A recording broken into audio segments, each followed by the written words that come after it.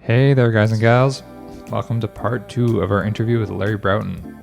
If you haven't heard part 1 yet, make sure you go back and give that a listen. As always, make sure to subscribe to the show. It'll keep you up to date with each new episode and helps us grow our audience.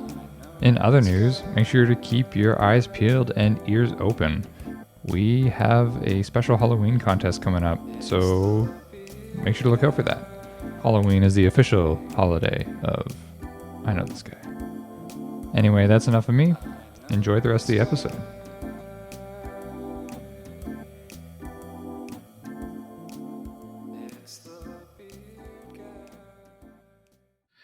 So this might be a crazy question, but the way that we're situated right now, do you look for opportunities to buy hotels for a song because they don't have the cash reserve? Yeah, that's a great question. And it's where I struggle personally, right? Because there are some great opportunities out there. I used to be this person, but I am not this person anymore, where the more I could make you hurt, and if I could, get a few more dollars out of you, I'm going to fight for that. But that doesn't suit who I am today. I would rather be the white knight than the vulture or the bottom feeder. If somebody's willing to just hand the keys over to a bank, yes, I'm willing to get there and work out a great deal. But I'm not going to be that person that's going to push you over the edge. Well, why? Because I know that every business has a group or one human associated with it. During the last big downturn, I know I was at a CEO conference up in Monterey, California. And of the 100-some companies that were there, I was one of the smallest companies there. Maybe not the smallest, but one of the smallest companies there. So there's a lot of big companies there. And when the market dumped that day, six of the men that were at this conference took their life within like the next 10 days. Whoa. Six that were at that conference. And I knew several others. Our self-worth is so intertwined with our net worth for most people that we don't know what to do when it plummets. And so I don't want to be the one who is that vulture who takes that last vestige of humanity that they have, because as an entrepreneur, you put so much into your baby, into your business, right? I'm not going to be the one who's responsible for that. So if I can be a white knight and come in and help somebody and relieve some of the pain, and they actually say thank you on the other side, I would rather be that person. Now, because of it, we've already missed out on some deals because I've not been willing to hold my boot on somebody's throat so that I can get another 5% off on the purchase price. But again, if it's somebody who's just willing to hand the keys over to a bank and then it's up to us to fight with the bank, yeah, I'll do that. So there are opportunities right now. There are a lot of people who are defaulting on hotel mortgages, and so we've developed a pool of investors to buy some notes right now. I think that there's going to be even more opportunity like this here in the next probably 3 months from now than right now, because there were a lot of banks who gave about 90 days of forbearance and some breathing room on some of these mortgages. But I think between now and the end of the year, I think we'll see even more opportunities. Yeah, I'm not sure what that's going to hold. I don't either. It's a little scary. Hey, it's a brave new world, and It is scary, but you know what? The world is going to keep spinning, and I can either curl up in the fetal position like you described a lot of people are doing, or I can lift my head up and fight. I choose to fight. I choose to fight. And I'm going to fight for my country. I will fight for my company. I will fight for my team members. And but I'm not gonna give up. And I think that people would rather be on that team where I'm out publicly fighting and publicly failing from time to time than to be on a team where the CEO isn't even out and they don't even know what's going on in the CEO's mind. That's my sense. So for those people who are semi-curled up in the fetal position, so there's still positivity there, what types of words of wisdom can you give them to get them up, get them going, and to, continue on? Well, I've been there, Norm. I mean, I have I'll share with you at one point. Maybe people will recognize this. This thing about suicide is so important because I'll be honest with you. I've had suicidal ideations in my life attached to personal trauma that's happened to me, my business, or coming close to losing my business, economic ruin. It all kind of came together at once, and I was like, I'm worth more dead than alive, right? And I was literally like, I was on the floor in the fetal position, bawling, like, what the hell? My best efforts got me here. So what do I tell them? Life does indeed have meaning. And that I would beg them to detach their self-worth from whatever it is that's plaguing them, because I believe that we're all created to do great things. I think that we're all masterfully, beautifully created. And I love that we're all different and diverse and come in different shapes, sizes, colors, creeds, beliefs. That's a beautiful, beautiful thing. Teddy Roosevelt has this former president, of the U.S. has this great quote about, being in the arena, and that the glory really goes to that person who's in the arena fighting, getting bloodied, getting muddied, getting scarred. The glory doesn't go to the person who sits in the stands and tells the fighter and the doer where they have failed. It goes to the person who's in the arena actually doing the fighting. So I would say that the fight continues. I would say that, there's great meaning in that you weren't put here just to be in the fetal position and to give up. And that you must reach out for help. You must reach out for help. During my darkest hours, when I was ready to end it all, I'd heard this ringing in my head about surrender, surrender. And to me, back then, I hadn't been out of the military for very long, and to hear the word surrender, I don't even know what that word means. What the hell are you talking about? Surrender. What it was talking about is surrender my ego, surrender my pride, reach out for help, And so the next day, when my daughter was just a few months old at the time, and I said, "Is this really the legacy I want to leave for my children?" And it wasn't. It's not how I want to be remembered. I didn't fight all these battles up to this point to go down like this. So the next day, back then I had a Rolodex. You might remember those things, right? I started going through my Rolodex and actually dialing for dollars and calling people and telling people, hey, and it took a lot. It took guts. It took courage to do this. But I said, listen, I'm in a world of hurt. I don't have a mentor anymore. I'm not in a mastermind any longer. I need help. And after I made a few phone calls, I got in touch with this guy. I'll say his name out loud, Jay Scott, who at the time was one of the top hotel consultants in the country. He said, well, as it turns out, I've got a client in Puerto Vallarta who has a couple of hotels down there, and they're looking for a management company. I said, Jay, I barely speak Spanish anymore. I don't know anything about the hotel market in Mexico. And by the way, I hadn't paid myself in a couple of years. I just started my company. I had a young daughter, and we were like on the edge. I'd sold my townhouse that I was living in and moved into a rental unit, and we were doing everything we could to downsize because it was a bad economic time in the U.S. He said, well, just come meet with a guy and give him a proposal. And so I thought, okay, what's the proposal going to be? And I thought, well, it's got to be enough where I can pay somebody who knows how to run a hotel in Mexico, and it's got to be enough where it actually puts some money in my pocket for once. And so after we met, we talked about it. I said, well, I'd be remiss if I didn't give you this term sheet. And so I slid it across the table. The guy glanced at it and signed it. No negotiation, no nothing. Gave me exactly what I asked for. And so all of a sudden, and again, this is 20 years ago at this point, I went from not making any money to actually, I think what was a promise I was going to put in my pocket? I think it was $7,500 a month was going to go into my pocket.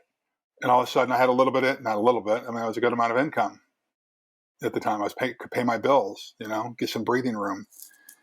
What I learned from that is, had I not swallowed my pride, or had I ended it a couple of days before, none of this would have happened. But I had to swallow my pride and actually reach out for help. And I was sharing this story with a mentor of mine a few years later. because I still, believe me, I still get to this point about not wanting to ask for help. And he said, Larry, think about this.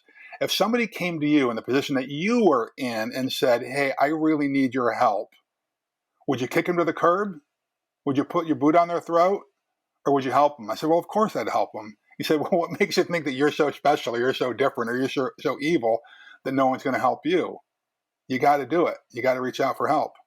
And so I would encourage people, if you're in the fetal position, reach out for help. There is somebody there who's going to want to help you, and you don't know what it's going to lead to, because those 2 hotels led to a couple other hotels, and all of a sudden we are considered turnaround artists within a year. It was 2 years later, I think, that we ended up winning Ernst & Young's Entrepreneur of the Year, right?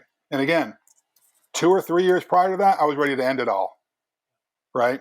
And from that, I got another award. From that, we got a TV spot. And from that, things just kept building on each other. But don't get me wrong, it's not like it's been sunshine, lollipops, and rainbows ever since then. There's been ups and downs since then. There's been thoughts like, really, should I really be fighting this hard? But I just know that the impact I've had on my kids' life by being here and not ending it it's a multi-generational curse when you give up. Someone's watching you. Just like someone's watching you when you fight and you're tenacious and you have grit, someone's watching you when you're quitting too, and when you're giving up. I think every entrepreneur has probably been there, but what you were just describing, being on the far other side of the pendulum, right? Total negativity, nothing you can touch can go right. And then how quick things change with that one deal that you did. I've been there as well. And then all of a sudden one thing clicks and it's, wow, like I'm back in the ring. Exactly. Yeah. That's why I'm a big believer in the underdog. I'm a big believer in like Rocky movies and those kind of things, right?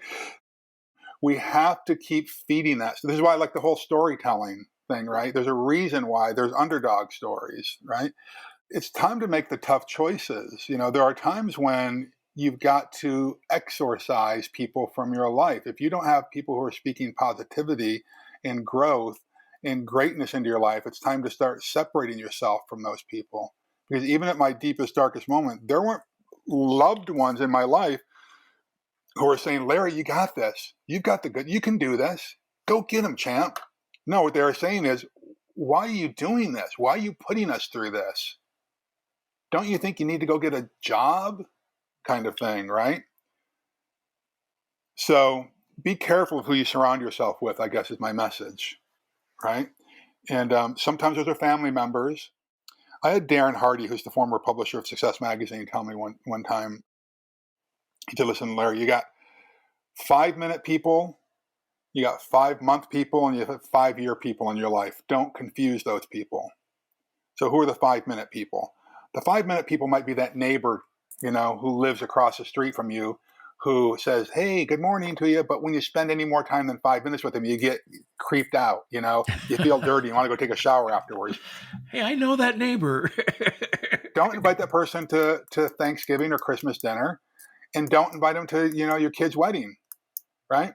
So just because you know someone, just because you're friendly with someone doesn't mean that they are your friend, right? And be careful who you take advice from. But those people were like 5-year people that are going to go on the journey with you, keep them close. Keep them really close to you. And some of us, sadly, married people who ought to be 5-minute people or 5-month people. And those are the tough decisions we need to make. And if it's a family member, you just got to learn to set boundaries, right? Because you can't divorce family members. I mean, you can not communicate with them, I suppose, but they're still blood. But just be careful about what you share with them. But I do not allow people to speak negativity into my life anymore. As soon as somebody starts saying you can't do it, you don't have the goods, or they talk negative about anything, I end the conversation, change the conversation, walk away, do something. But I don't let negativity go in here, because the negativity goes in there, it stays in there. And so I think we got to constantly brain flush all that stuff out with positivity.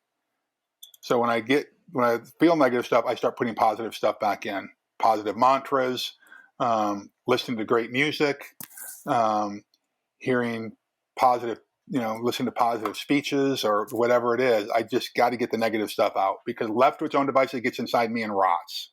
Gotta hook around, because I don't even know, how did you go from the special forces, and how did you get that entrepreneurial bug? Oh, that's a good question. I think I had the entrepreneurial bug before I knew what an entrepreneur was. I remember being in high school. Now, I'd help my brother on his paper route, but I remember being in like grade school, or like sixth grade, I guess it was, and seeing a guy named Gene Rogers do this, and so I started copying him doing it. And that was, he'd buy a bag of candy for $1 and sell the individual pieces off for a nickel or something like that. And so I remember getting packs of gum and selling sticks of gum, off. So I thought, wow, that's a cool way to make money. But I remember being like a senior in high school and knowing that I wasn't going to graduate. I mean, not go to college. And I had some friends who were in the same boat, and we were all smart people. And it turns out those guys all end up going on and being successful business people. None of us did well in high school, but we all went off and started our own businesses, which is kind of fascinating. There's a book called Emotional Intelligence by Daniel, I think it's Goldberg, maybe, but Emotional Intelligence tracked what happened to all the valedictorians in high school and college. Whatever happened to those people? Well, as it turns out, the people who have high EQs, emotional intelligence, are the people who go off and do great things in the world, not the people with high IQs. Now, if you can have a high IQ and a high EQ, that's awesome. So how did I go from special forces into the entrepreneurial arena? Well, after being in special forces for a while and traveling around and seeing how some of these countries were run, and thinking, gosh, these people are knuckleheads who are running this country. And again, it kind of ties into the same message when I decided I was going to get into special forces. And I thought, remember what I said about how hard can it be get into the Olympics? Right. Well, how hard can it be to run a country? If those knuckleheads can do it, I can do it. So I got out of special forces with the intention of going to school and getting it. At this point, I recognized I'm a smart person. I just learned differently than other people. I learned how to read effectively. I mean, I could read at a very low level when I got out of high school, but I could learn to read effectively. And so I said, hey, I want to get out and study public policy. Maybe I want to get into the State Department. I wasn't really sure. Maybe I'd run for political office. I wasn't really sure what I wanted to do, but I knew I wanted to be in the political arena. And so my first job off of active duty was as a night auditor in San Francisco in the Tenderloin, which is basically the one of the ghettos in San Francisco, at a little no-tell motel, a pay-by-the-hour type of place. But it paid a whopping $5 an hour, and I went in at 11 o'clock at night. The workload was really, it might have taken 45 minutes to do the work, and then the rest of the time I studied while I was going to college during the day. They hired me because I was, bigger and bulkier and more intimidating then than I am now, because, there were pimps and prostitutes and drug deals and that kind of stuff going on in the hotel and in the neighborhood. So that's the only reason I was hired. But after being there for a few months, an investment group came in and bought this property, and all of my coworkers were a cast of characters. And what I'm going to share with you, Norm, is like the absolute, I swear to God, honest truth. No fabrication here at all. One guy, the guy who worked the morning shift, was a guy named Gino, and he was on parole for being a pimp. The woman who was the executive housekeeper at the hotel was part of his harem, or his quote unquote wife. She worked there. The guy who worked the 3 to 11 shift that I relieved was a local heroin dealer. Okay, this was the cast of characters that worked at this place. Okay, the general manager, who became a good friend of mine, who ended up dying from complications with AIDS years later, was a barely functioning alcoholic. I was the only quote unquote functioning person there, so they kept me on after this investment group bought the place and renovated it, and I ended up becoming a manager at the place while I was still going to school, because I'd had real world leadership experience. I knew how to build teams. And so I was still going to school, and during my first couple of years of college, I was working on different political campaigns because I didn't know, do I want to kind of be a political mercenary where I ran people's campaigns? I just really didn't know. So I was working on both sides of the aisle and realized I'm neither a Republican nor a Democrat. I think they're all a bunch of idiots. By the way, I still believe that. And said, well, maybe working in the political arena is not for me. And at the time, then I'd fallen in love with the hotel industry because it really was meeting my needs. It had real estate and finance and marketing and team building and leadership and branding, guest services, all the things that keep me excited, it had. And so I kind of fell into it. There was an article that was written years ago. It was one of the first articles ever written about me, that said that Larry was in the right place until the right time came along. And that's kind of how life happens sometimes, right? Be in the right place until the right time comes along. And so that's that whole perseverance thing. And so I became a partner in this hotel company. And over about a 14-year period, we picked up about 14 hotels in the San Francisco area. And then it got to be about the late 90s. And I was realizing I was hating it. I just was not liking what I was doing. I was working outside my strengths, and it was just sucking my lifeblood. And at this point, I had just gotten married. I've since divorced, by the way, but I had just gotten married, and I just realized I was working too many hours. She was working too many hours. And I was working too many hours doing something I did not like. And I'd realized, Norm, that during this kind of soul searching, and I went and I hired an executive coach, and we did this kind of life path and looked at where I had done really well and what did I want to do. And I'd realized how I describe it, I was a primary leader stuck in a secondary leadership role. I was never going to be the CEO of that company. I was never going to be the senior executive in that company, for a variety of reasons we don't need to get into. But here I was playing kind of the second fiddle, and that's not how I'm built, And so it was eating me from the inside out. We came up with a game plan and how I was going to exit from the organization. And so I did, and then I went out and started my own thing. I moved to Santa Barbara first, and then ultimately here to Orange County, where my former spouse lived and grew up. And that's where we started our family, is down here. So it's kind of a long answer to your very simple question, but that's how I went from special forces into the entrepreneurial arena on my own. I first became a partner in a company and then started my own thing. So with the hotels that you own now, how would you describe it? Like, why are they different than any other hotel that's out there? Back when I first fell into the industry, that hotel was considered one of the first boutique hotels in the country.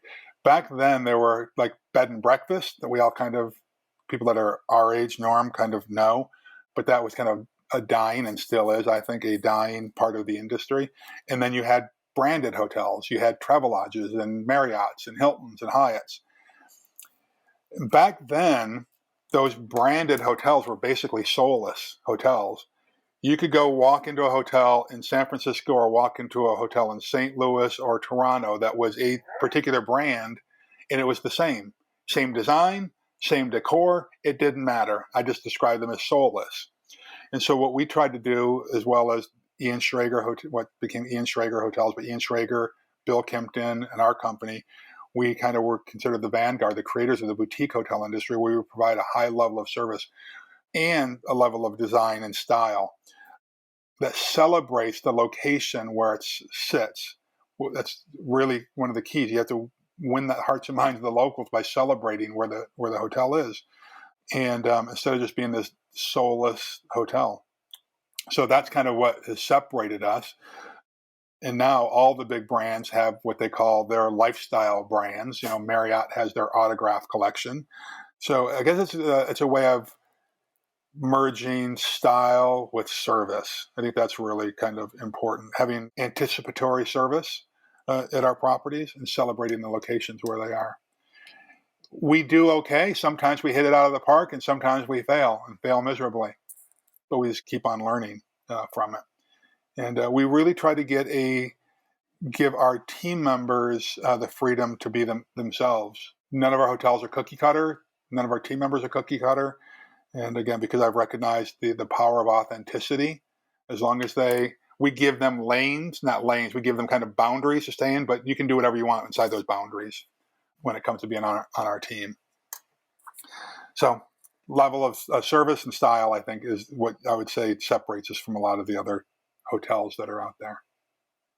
So it sounds like what you just said, you have to have buy-in from the community as well as buy-in from your staff. Well, Norm, I think any business owner should do that. There is a perception that business owners just take from a community, right? That there's these capitalists that are just exploiting the workers. What people forget, again, you got to peel back the layers here. I've got a friend who's she is an attorney, and behind every question and comment, there's another question or comment, right? So oftentimes people make these comments when they don't really know what the heck it is that they're talking about. At least here in the U.S., more is given to charity from capitalist pigs like me than anybody else. A lot of donations to create water wells in Africa or to end the polio epidemic around the world has been through entrepreneurs who have donated their money. I think that we have an obligation as entrepreneurs and business owners is to serve our community. And I'm kind of this romantic. When I look at how countries are normally settled, regions of the world are normally settled, when a town was going to be settled, what was built? Normally, it was a hotel was one of the first places that was built because people needed a place to stay, and a saloon, right? Political rallies were held at the hotel, right? Those in churches were built all across North America. Hotels have always been a gathering place. So I still romanticize about that. So I think that when we go in and when we open up a hotel, then we ought to be a place that celebrates the community. It's a place where people can gather. And it's particularly important even now, or more now than ever. I think people are realizing this. I think people have forgotten that as humans, we are built for community, right? And so the more we can serve the community, and so it does two things. One, it makes us feel good about ourselves, right? That we're serving humanity, because I think that's one of the best things we can do. We were talking about that person that's in the fetal position earlier. What do you do? Besides asking for help, I think we need to serve. There's something that happens when we are feeling really down and out, but you lend a hand to someone else. There's power in that. All of our hotels, we have charitable or nonprofit organizations that we serve. So I'm a big believer in serving our communities. So it's the right thing to do, but also it raises awareness. I mean, from a capitalist pig perspective, when you serve the community, people know that you're there. When they fall in love with you, they want to help you. Okay? So it's really a two-way street. We're serving, it raises awareness for the organization. People then want to help us and serve us as well. Now, you talk about the myth of the lone wolf. We've touched on it in a roundabout way. Can you explain that? Well, I think that there is this myth that America was settled by this lone, rugged individual person, right? Stories are written about the lone wolf. Movies are created about the lone wolf. You know, this one person, I'm going to go out and I'm going to do it on my own. I think more damage is done by that myth than just about anything else. And oftentimes they think about the movies that are written about the guy who served in the military, and they get out and they're out on their own, walking the road by themselves, you know, saving the world. Even in the military, snipers have sniper buddies. You know, you're on a scuba team, you have a swim buddy, you know. Nothing is done on your own. Nothing. There's even, like, in the entrepreneurial space, people call themselves solopreneurs. There are no solopreneurs. There aren't. Everyone has got somebody in their life, or you should have someone in your life who's helping you, even if it's a significant other or a spouse, or it's somebody who's, if you outsource a service, let's say you need a website built or you need whatever, XYZ, your accounting done, you're not a lone wolf. You got somebody who's helping you along the way. And we recognize that we are built for community. And if we treat everyone like they're our team members, instead of saying, hey, I am the solopreneur, I am the lone wolf, I am the one who's going to get it all done by myself, and you start realizing, hey, we're all in this together, you start attracting the right people to your life. But lone wolves die alone.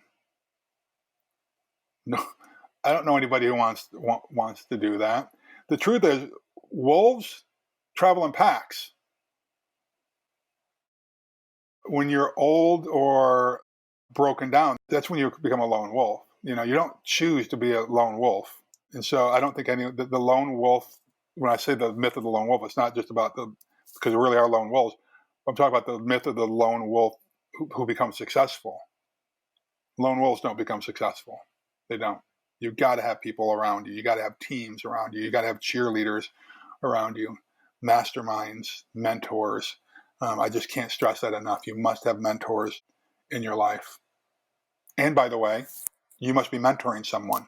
That's the critical part, I think, Norm, that a lot of people miss. A lot of people do have mentors. I like to split my life in thirds. A third of the people that are really critical in my life are mentors. They're further down the path than I am. And then a third of the people that are in my life are peers. Like we're doing the battle together. We're going arm in arm to battle together. And then the third of the people in my life, I'm mentoring, right? Something happens when you do that whole thing.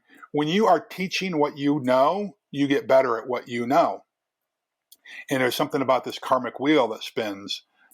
But I know that, Norm, there's people out there like saying, but what can I mentor someone in? I'm not, I'm only whatever. Come up with the excuse. I'm 22 years old. I just graduated college. What can I mentor somebody in? Well, here's an interesting example. When my kids were in grade school, when they were in grade 1, they're just learning how to read, right? And so they went to this private school and they had a great program called Reading Buddies, where the fourth graders would come in and read to the first graders. And I remember both my kids coming home and they just loved their reading buddy. When they talked about their reading buddy, they talked about them as if they were gods, right? They can read. These fourth graders are so smart, they can read. Fourth graders look like gods to first graders. But fourth graders look like idiots to anybody that's in high school. All you need to be is a fourth grader to a first grader in your life, and that's mentoring. We all need somebody who's just a few steps down the path further than we are to help. And so I'm a big believer, split your lives in thirds. Stop being a lone wolf. I think the world, the stars and moons will align for greatness for you. Words you live by. I'm going to put you on a spot right now. Do you have a quote that you live by?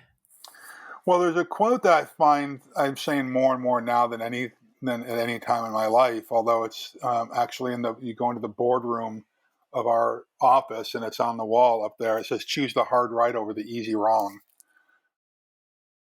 Now that's on a monument at West Point, the Academy for Officers to get into the U.S. Army.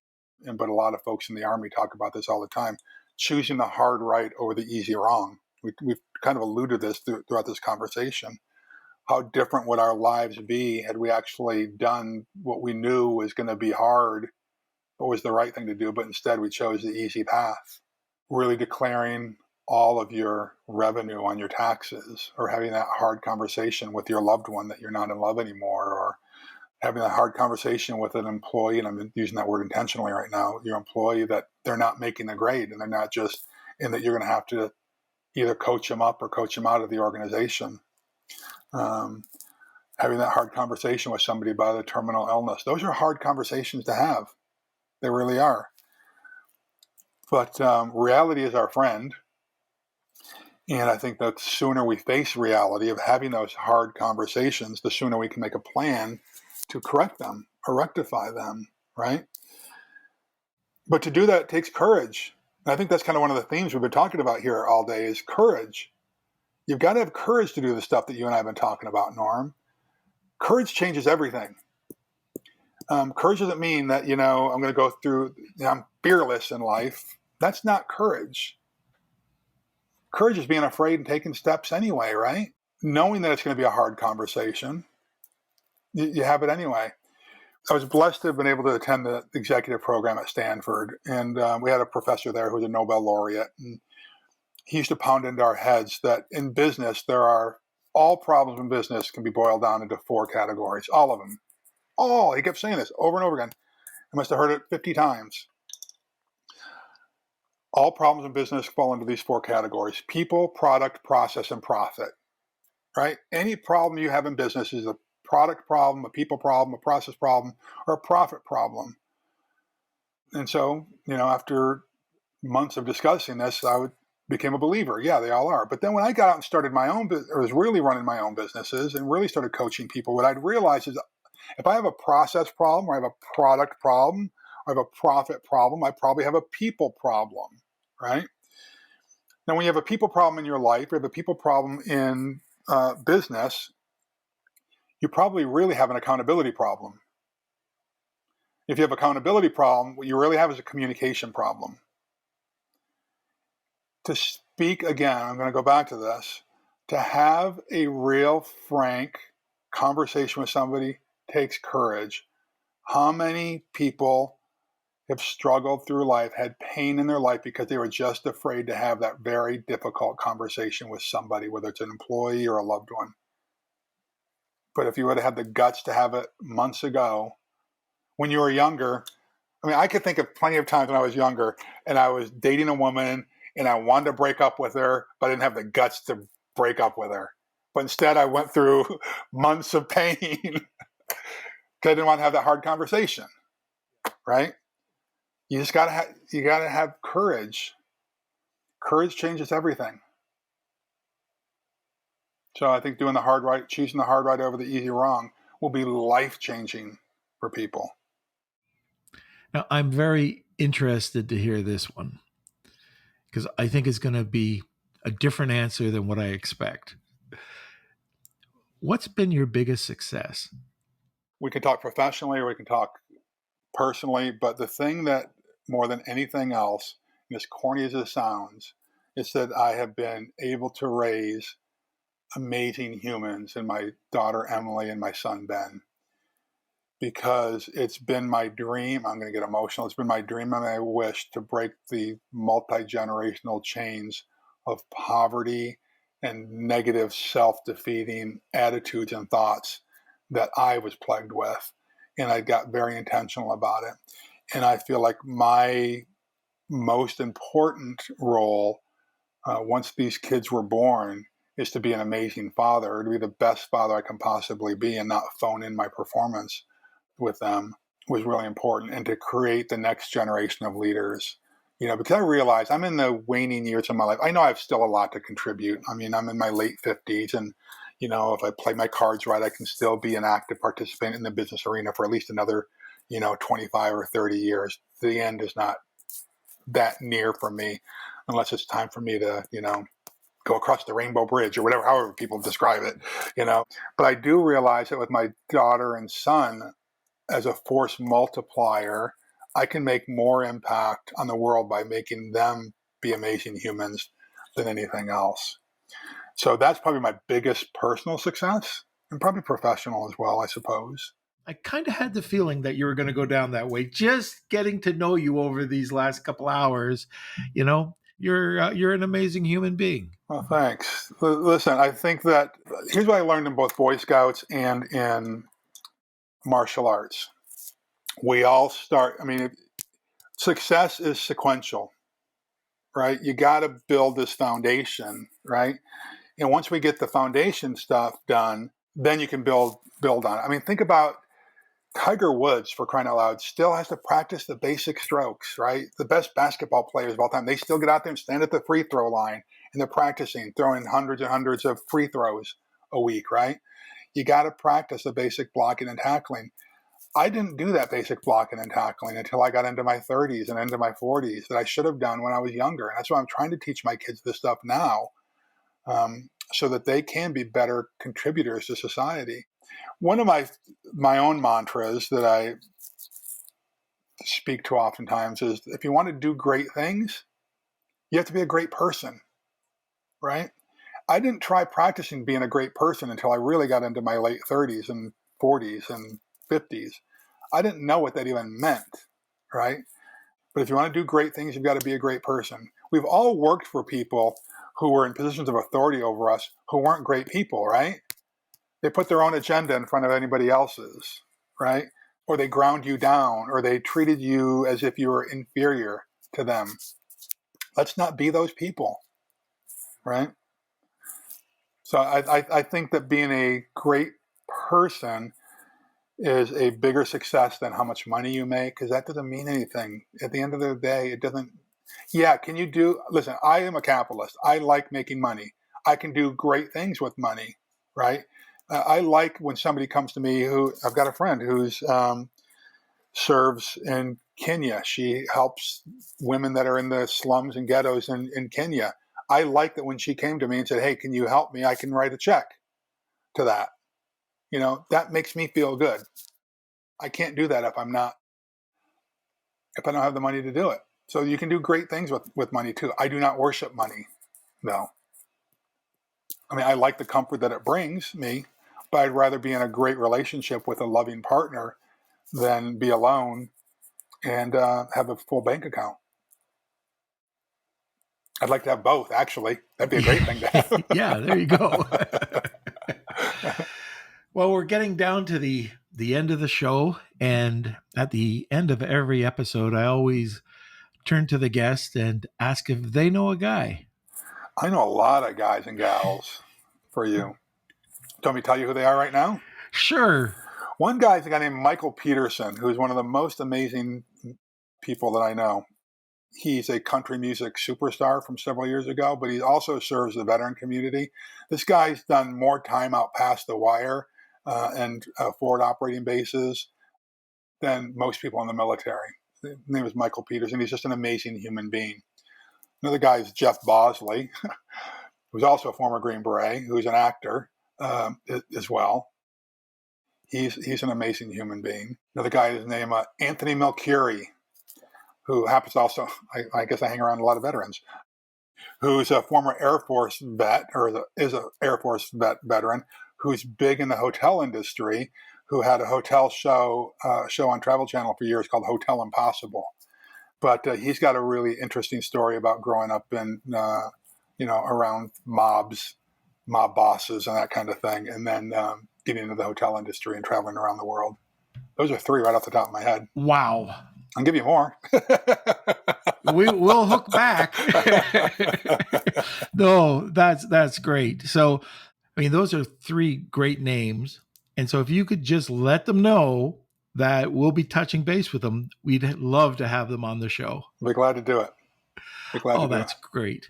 So I can't tell you how much of a pleasure it's been over these last couple of hours getting to know you a little bit.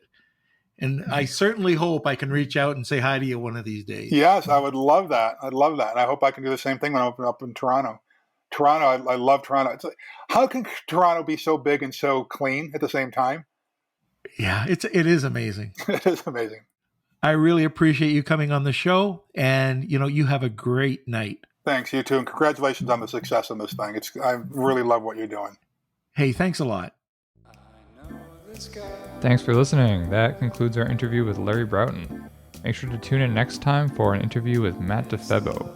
Matt is heavily involved in sports management and is the CEO of Fan Summit. Matt's helped change the way that ticket sales are handled, especially at the college football level, and even how teams interact with their communities. Him and his team managed to revolutionize a whole industry, and he tells us all about it. As always, make sure to subscribe to the podcast, and I'll see you next time.